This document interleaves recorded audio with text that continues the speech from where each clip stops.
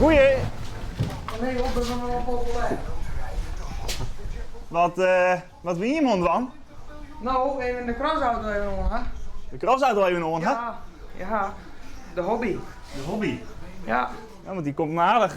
Ja, hier rek het nogal wat. Ja, dat mat ik. Dus ja. Klaar voor de volgende race? Of, Nou, mijn eerste, want ik ben nog net begonnen. In april, maart, dan heb ik de eerste cross. Hij vindt ik prachtig dat ik aan begin te crossen. Ja? Dus ja, hier er zelf weer eruit. En nou ja, nou komt het er dan helemaal weer in.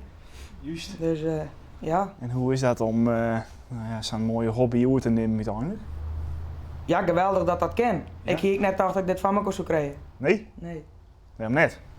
Ja, ik weet net, het is wel duur en crossen dat is wel een hobby, daar maakt wel echt zin van haar. Ja. Nou ja, en als het echt wordt, dan is het wel mogelijk. Dus, nou ja, vandaar. Ja. Maar net te duur worden, want het moet wel leuk blijven. Maar ja, het crossen mag nou, dus er gaat nog heel wat stikken. Ja. Ja, het echte werk, dat begint haast pas. Ja. Maar ja, dit is de eerste stap. De eerste Dus, stap. ja. We hopen dat de prijzen naast wat binnenstromen of... Nou, dat hoeft van mij net eens. Dat geeft me meer allemaal al. En zo, mijn standaard motor werd ik vijfde en iemand die hem opvoert had werd de eerste. Nou, dan word ik liever vijfde en dan zie je meestal niet heel oors naar die.